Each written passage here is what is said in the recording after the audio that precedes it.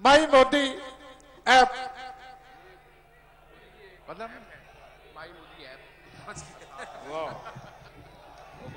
माई Modi app launch हो रही है। बहुत बहुत धन्यवाद है सारिਆਂ ਦਾ। और बेनती है कि हुण आपो अपनी जगह ते सारे बैठन की कृपालता करो। जकारे तो बाद मानयोग साडे आने वाले प्रधानमंत्री ਉਹ ਤੁਹਾਨੂੰ ਸਾਰਿਆਂ ਨੂੰ ਸੰਬੋਧਨ ਕਰਨਗੇ। ਦੋਵੇਂ ਹੱਥ ਖੜੇ ਕਰਕੇ ਪੂਰਾ ਜੋਸ਼ ਨਜ਼ਰ ਆਉਣਾ ਚਾਹੀਦਾ। ਬੜੇ ਸੋ ਨਿਹਾਲ।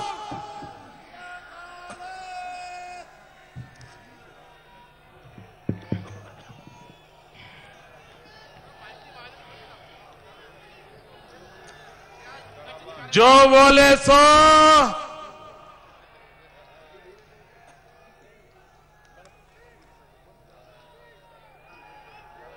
परम आदरणीय पंजाब के लोकप्रिय मुख्यमंत्री सरदार प्रकाश सिंह बादल जी, यहां के उप मुख्यमंत्री जुझारू युवा नेता मेरे मित्र सरदार सुखबीर सिंह जी, भारतीय जनता पार्टी के राष्ट्रीय अध्यक्ष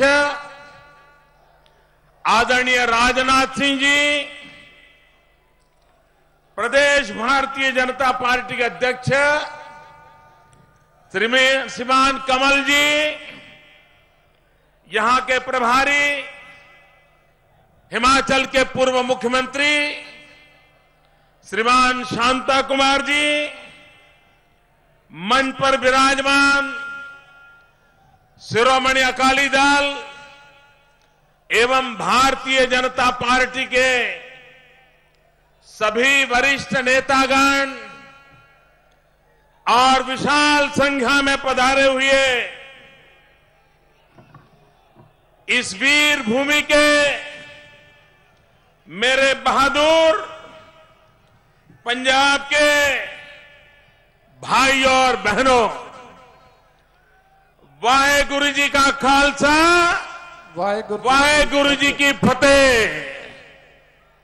और आज जब हम इस फतेह रैली में एकत्र आए हैं तो आपके आशीर्वाद न सिर्फ राजनीतिक फतेह के लिए, लेकिन हमारी भारत मां विश्व गुरु बने, ये सिद्धि प्राप्त होने के लिए ये फतेह रैली में आपके आशीर्वाद बहुत बड़ी ताकत बन करके उभरने वाले हैं। भाइयों बहनों, पंजाब के साथ मेरा विशेष नाता रहा है, गुजरात का विशेष नाता रहा है।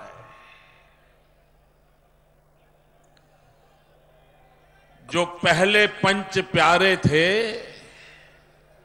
उन पहले पंच प्यारों में एक मेरे गुजरात का था, द्वारिका का था और दर्जी था। और वो पहले पंच प्यारों में गुजरात का भी नाम बना था। और इसलिए हम गुजरात का पंजाब के साथ एक खून का रिश्ता बना हुआ है, एक आदर्शों का रिश्ता बना हुआ है, एक वीर बलिदानी परंपरा की भक्ति का रिश्ता बना हुआ है। इतना ही नहीं, मुझे आज इस बात को कहने में खुशी हो रही है कि जब गुरु नानक देव गुजरात पधारे थे और लखपत के गुरुद्वारे में, कच्छ में आज भी गुरु नानक देव की पादुकाओं को संभाल के रखा गया है। मेरे पंजाब के बहुत कम लोगों को पता होगा कि लखपत का वो गुरुद्वारा जिसके साथ गुरु नानक देव की स्मृतियां जुड़ी हुई है, वो सिंध जाने से पहले लंबे अरसे तक लखपत के में रुके थे।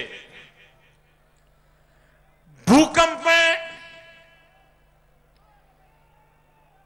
ये हमारा गुरुद्वारा नष्ट हो गया, बहुत बड़ा नुकसान हुआ। और भूकंप के बाद मुझे वहां मुख्यमंत्री काम के नाते जाने का जिम्मा मिला। और जैसे अभी सुखबीर जी बता रहे थे, मैं इसी धरती पर काम कर रहा था और यहीं से मुझे नया दायित्व आया था और इसलिए यहां का दायित्व छोड़ करके वहां गया था। जब मैं मुख्यमंत्री के रूप में वहां गया और सबसे पहले मैंने कच्छ के भूकंप पीड़ितों की सेवा का काम आरंभ किया और तब जाकर के लखपत में ये गुरुद्वारे की दुर्दशा देखी। भूकंप के कारण वो टूट चुका था। भाइयों बहनों, हमने इस विषय के जानकार लोगों को बुलाया और मन में ठान ली कि ये पूरी मानव जात की एक अनमोल विरासत है।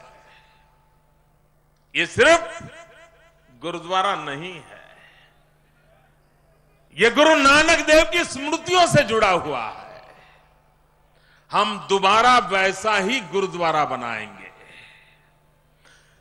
जिस प्रकार का आर्किटेक्चर था, जिस प्रकार की मिट्टी का उपयोग किया गया था, जिस प्रकार से हर काम को बारीकी से सदियों पहले किया गया था, वैसा ही किया जाएगा। इसके लिए हमने गुजरात बाहर से एक्सपर्ट बुलाए। उस समय की उस प्रकार की मिट्टी कैसे प्राप्त हो सकती, उसका संशोधन किया और भाइयों बहनों, वैसा ही गुरुद्वारा हमने पुनर्निर्माण किया और आज उसको दुनिया की विरासत के अंदर स्थान मिला है। एक ग्लोबल हेरिटेज के रूप में उसको माना जाता है। बोले सो निहाल। भाइयों बहनों, मेरा कच्छ ये तो रेगिस्तान रहा है, बंजर भूमि है, पानी भी नहीं है। वो दिन थे, लेकिन यही पंजाब से मेरे किसान भाई बहन उस लखपत के इलाके में आकर के बसे और आज भी उन मेरे पंजाब से आए हुए सिख किसान भाइयों बहनों की पुरुषार्थ से पाकिस्तान की सीमा का वो मेरा इलाका आज हरा भरा बन गया है। पूरी हरियाली है, वहां खेत लहलहाते दिखाई दे रहे हैं। भाइयों बहनों, कुछ लोग अपप्रचार कर रहे हैं, झूठ फैला रहे हैं, विश्व भर में फैले हुए हमारे सिख भाइयों बहनों को गुमराह करने का प्रयास कर रहे हैं। मैं आज इस पवित्र धरती से आवाहन करता हूं, घोषणा करता हूं, भाइयों बहनों, गुजरात पर जितना अधिकार नरेंद्र मोदी का है, उतना ही अधिकार हर हिंदुस्तानी का है। हर हिंदुस्तानी का अधिकार है। भाइयों बहनों, बादल साहब हमारे यहां कृषि महोत्सव का उद्घाटन करने के लिए आए थे और कच्छ के अंदर किसान जो है हमारे सरदार। आज रविवार है, लेकिन ये रविवार रैलियों का रविवार है।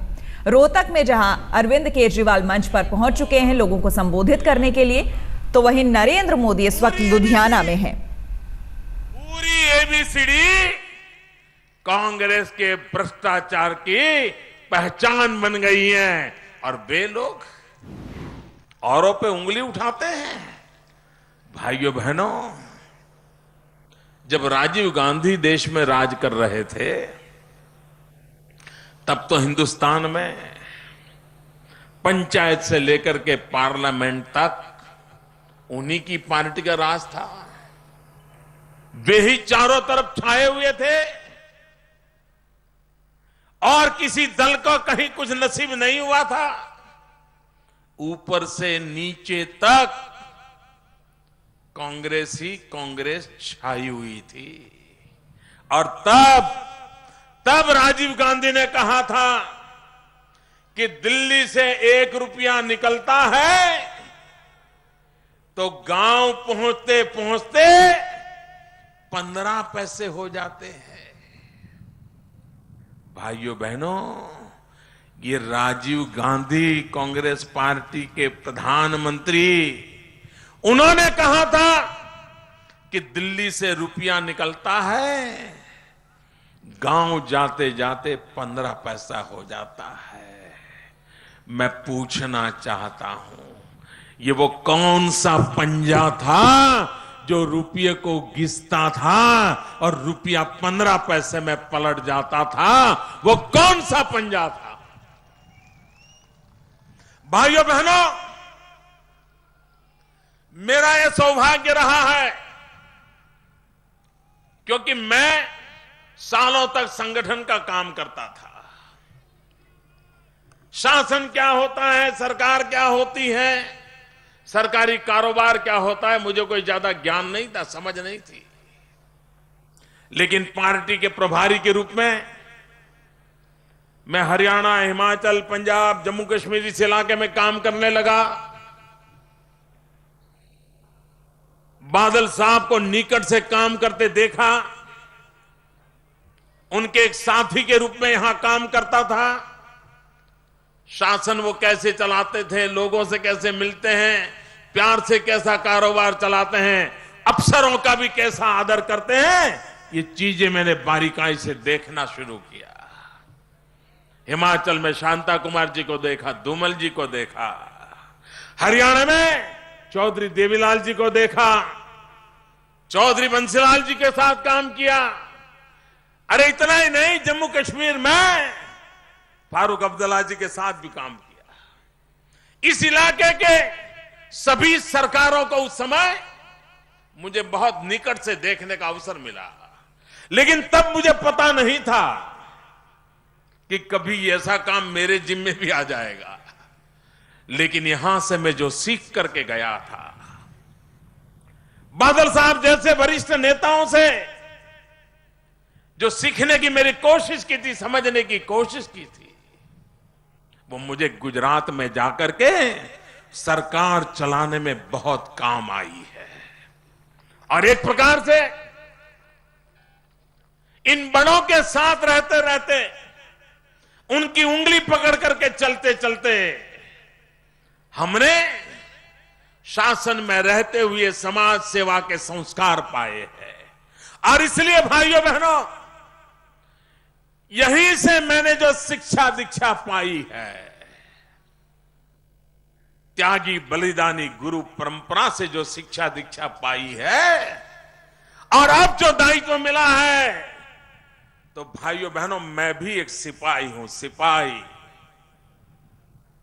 और मैं आपको विश्वास देता हूं, मैं दिल्ली में आप मुझे जो जिम्मेवारी देंगे, वो आपकी नजरों में तो प्रधानमंत्री होगा, दुनिया भी उसको प्रधानमंत्री मानेगी, संविधान भी उसको प्रधानमंत्री कहेगा।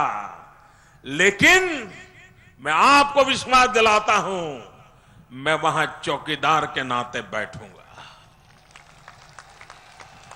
मैं वहां चौकीदार के रूप में बैठूंगा और मैं आपको विश्वास दिलाता हूं, मैं कभी हिंदुस्तान की तिजोरी पर किसी पंजे को पड़ने नहीं दूंगा।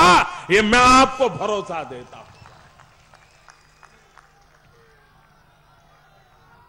देश की तिजोरी में गरीब का पैसा होता है, देश की तिजोरी का पैसा गरीब के कल्याण के लिए काम आता है। और भाइयों बहनों, आज इस गुरु परंपरा की महान भूमि में मुझे पगड़ी पहनाई गई है, बादल साहब ने पगड़ी पहनाई है।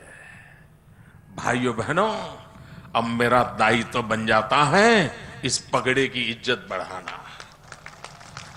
ये पगड़ी की इज्जत बढ़ाना ये हमारा दायित्व बन जाता है। किसी और ने बढ़ाई और न बढ़ाई हो, मैं बढ़ा करके रहूंगा, ये वादा करता हूं प्रकाश बादल साहब। मैं वादा करता हूं आपको, मैं उस त्याग तपस्या की परंपरा को निभाऊंगा। मेरे पंजाब के भाइयों बहनों, आपने जो प्यार दिया है वैसा ही देश फलेगा फूलेगा, गांव का किसान सुखी होगा। भाइयों बहनों, पंजाब में एक बड़ा अद्भुत संयोजन हुआ है और मैं मानता हूं ये मॉडल बहुत बढ़िया है। बादल साहब जीवन भर अगर 10 मिनट बात करो तो 10 बार किसान बोलते हैं। 10 बार किसान आएगा ही आएगा उनके मुंह से। उनके दिल दिमाग में गांव, गरीब, किसान ये हमेशा रहता है। ये बढ़िया जोड़ी बनी है कि सुखबीर जी के दिमाग में आधुनिक भारत रहता है, उद्योग रहते हैं, टेक्नोलॉजी रहती है, अर्बन डेवलपमेंट रहता है। भाइयों बहनों, बड़े बादल साहब का किसान और गांव की चिंता और छोटे बादल साहब का आधुनिक पंजाब का निर्माण, ये ऐसी जोड़ी बनी है। ये जोड़ी आने वाले दिनों में पंजाब को, हिंदुस्तान को ड्राइव करने की एक ताकत बना देगा, ऐसा मेरा पूरा विश्वास है। भाई बोलो निहाल। और इसी सोच का परिणाम है कि अभी यहीं पर देश भर के उद्योगपतियों को बुला करके एक सफलतापूर्वक इन्वेस्टमेंट का प्रयास किया गया। कल तक किसानी में लगे हुए लोगों को एक नया, और ये नौजवानों के लिए आशा का किरण बनेगा। तो दूसरी तरफ एक बहुत ही उत्तम प्रकार का किसान मेला लगा करके हमारी कृषि आधुनिक कैसे बने, उसकी चिंता भी बड़े बादल साहब ने की। भाइयों बहनों, अगर हमें देश को आगे बढ़ाना है, 3 बातों पर हमें बल देना होगा।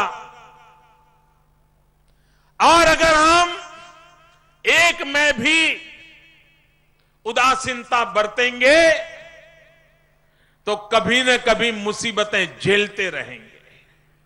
और इसलिए हमें देश के आर्थिक विकास के लिए 3 पिलर के ऊपर हमारी अर्थरचना तो विकसित करना होगा। 1/3 ताकत हमारी कृषि की हो, 1/3 हमारी ताकत मैन्युफैक्चरिंग की हो, और 1/3 हमारी ताकत सर्विस सेक्टर की हो। इन तीनों के बलबूते पर हमें हिंदुस्तान की इकोनॉमी को आगे बढ़ाना होगा।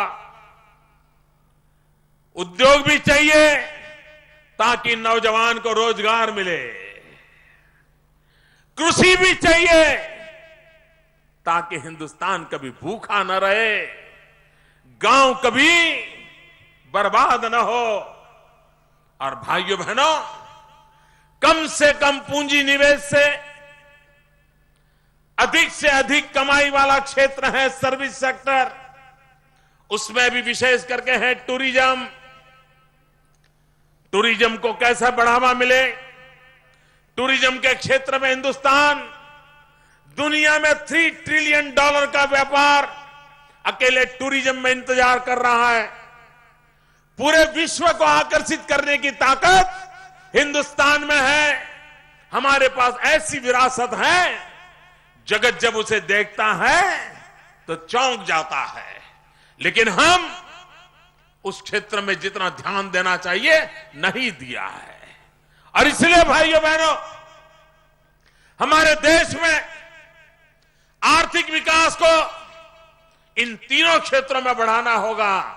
लेकिन जब मैं एग्रीकल्चर की बात करता हूं तो भाइयों बहनों, कुछ मूलभूत बातों पर बल देने की आवश्यकता हुई है।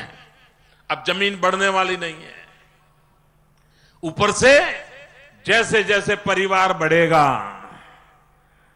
तो जमीन के टुकड़े छोटे हो जाएंगे। पहले अगर 2 भाई के पास 20 एकड़ भूमि है तो 4 भाई हो गए तो 5-5 एकड़ हो जाएगी। और इसलिए हम लोगों की प्रायोरिटी होनी चाहिए प्रति एकड़ हमारी उत्पादकता कैसे बढ़े।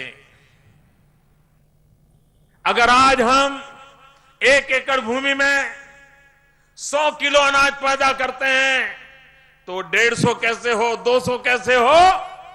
इसलिए हमारी कृषि में टेक्नोलॉजी को लाने की जरूरत है, आधुनिक विज्ञान को लाने की जरूरत है। और बादल साहब ने अभी जो कृषि मेला लगाया था वो उसी दिशा का एक उत्तम प्रयास था, ताकि हम हमारी कृषि को आधुनिक बना पाए, टेक्नोलॉजी को हम लाएं। उसी प्रकार से कृषि के साथ मूल्य वृद्धि अब जरूरी हो गई है। अगर हम वैल्यू एडिशन नहीं करेंगे तो हमारा किसान बर्बाद हो जाएगा।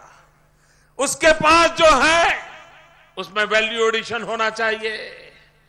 वो टमाटर बेचेगा तो कम पैसा मिलेगा, लेकिन अगर टमाटर का केचप बना करके बेचेगा तो ज्यादा पैसा मिलेगा। अगर केचप भी बढ़िया बोतल में पैक करके बेचेगा तो और ज्यादा पैसा मिलेगा। और अगर वो बोतल कोई नटी हाथ में पकड़ के खड़ी होगी तो शायद और ज्यादा पैसा मिलेगा। ब्रांडिंग और मार्केटिंग, भाइयों बहनों, मूल्य वृद्धि, हमारा किसान जो उत्पादन करता है उस पर मूल्य वृद्धि पर भारत सरकार ने, राज्यों ने एक बहुत बड़ी ताकत देने की आवश्यकता है। भाइयों बहनों, हमारे देश की सरकार मिनिमम सपोर्ट प्राइस घोषित तो करती है, लेकिन बाद में वो सिर्फ अखबार की सुर्खियों तक सीमित हो जाता है। इसमें आमूलचूल परिवर्तन की आवश्यकता है। अगर हम हमारे किसान का भला करना चाहते हैं, अगर हमारा किसान जो उत्पादन करता है उसको बर्बाद नहीं होने देना चाहते, हमारे किसान को बर्बाद होने नहीं देना चाहते, तो भारत सरकार का जो एफसीआई है, फूड कॉरपोरेशन ऑफ इंडिया, इसके 3 हिस्से करना बहुत जरूरी लगता है मुझे। इसी प्रकार से एफसीआई चलेगा तो मैं नहीं मानता हूं मेरे देश के किसान का भला होगा, न ही मेरे किसान ने जो पसीना बहाया है वो पसीना काम आएगा।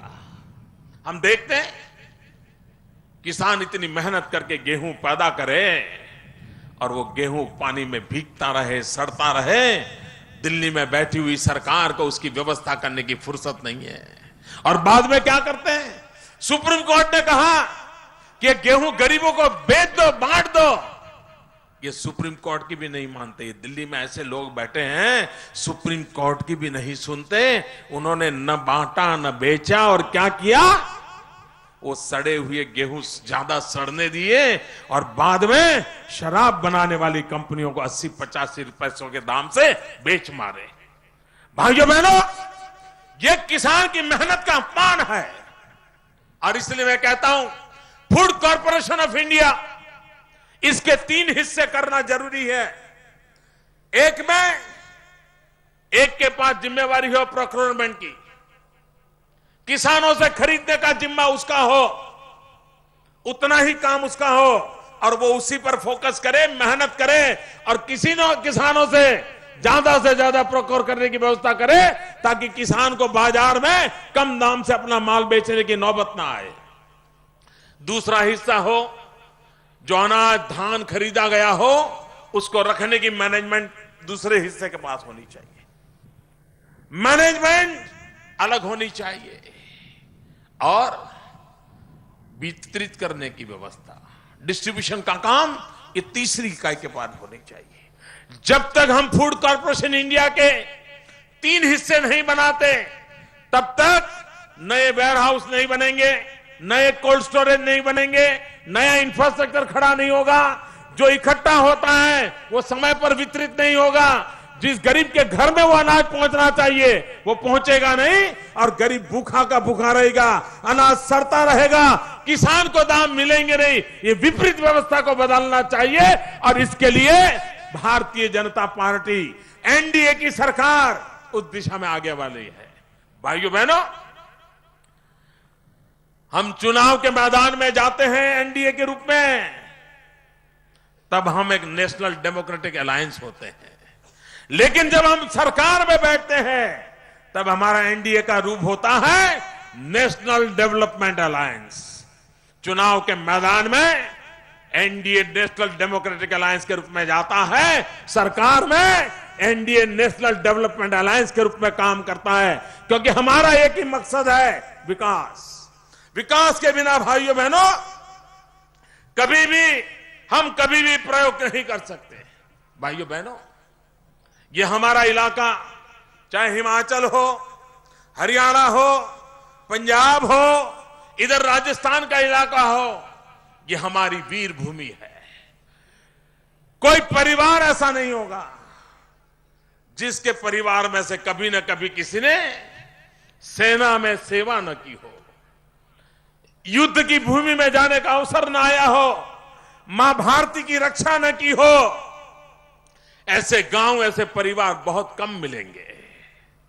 भाइयों बहनों, हमारे सेना के जवानों की एक मांग रही है 1 रैंक 1 पेंशन, और यह दिल्ली में बैठी हुई सरकार हमारे सेना के जवानों के साथ हमेशा खिलवाड़ करती रही है। मैं मीडिया के मित्रों से प्रार्थना करता हूं, आप जरा इतिहास पर गौर कीजिए। इसके पहले बजट के समय कांग्रेस की सरकारों के वित्त मंत्रियों ने कितनी बार 1 रैंक 1 पेंशन की घोषणाएं की है, बार बार घोषणाएं की हैं। लोकशाही के मंदिर ऐसे लोकसभा गृह में की है, लेकिन उन्होंने कभी इसको पूरा नहीं किया है। इस बार भी जब मैं लगातार 1 रैंक 1 पेंशन की बात कर रहा हूं, रेवाड़ी में मैंने पूर्व सैनिकों के सम्मेलन में आग्रह से विषय रखा, तो इस बार उन्होंने कहा लेकिन ये भी आपके साथ धोखा है। पहले भी ऐसे वादे किए गए लेकिन पूरा नहीं किया है, और इसलिए मैं सेना के पूर्व जवानों से आगाह करता हूं कि कांग्रेस पार्टी ईमानदार होती तो 2004 से लेकर के 2014 तक 10-10 बजट रखने का उनको मौका मिला है, लेकिन उन्होंने इस काम को पूरा नहीं किया है। और इसलिए भाइयों बहनों, अटल बिहारी वाजपेयी अगर 2004 में उनकी सरकार बन गई होती, मैं दावे से कहता हूं 1 रैंक 1 पेंशन का काम पूरा हो गया होता।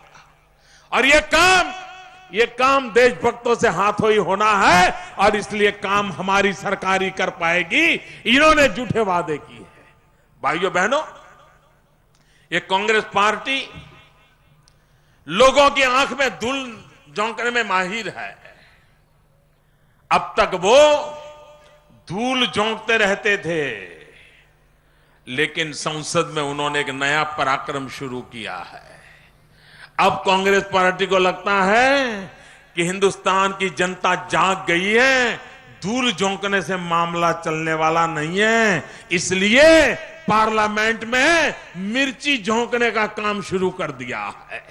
यह कांग्रेस पार्टी जो कल तक आपकी आंख में धूल झोंकती थी, यह कांग्रेस पार्टी अब आपके आंख में मिर्ची झोंकने के लिए निकली है। और इसलिए भाइयों बहनों, कांग्रेस के पापों को आप देख न पाए, कांग्रेस के कुशासन को देख न पाए, कांग्रेस के भ्रष्टाचार को देख न पाए, और इसलिए उनका ये जो कारनामा चल रहा है, उस कारनामे के खिलाफ हमें जागरूक होने की आवश्यकता है और उसी दिशा में आगे बढ़ने की आवश्यकता है। भाइयों बहनों, राजनाथ सिंह जी ने एक बड़ी चिंता व्यक्त की है। मैं उस चिंता में अपना स्वर मिलाना चाहता हूं। मैंने पंजाब में काम किया है, विशेष करके जब मैं पठानकोट गुरदासपुर इलाके में काम करता था, कई परिवार से माताएं बहनें मुझे मिलती थी और एक बात के लिए हमेशा कहती थी कि मोदी जी, ये ड्रग्स ये हमारे बच्चों को बर्बाद कर देंगे, हमारी भावी पीढ़ी को बर्बाद कर देंगे।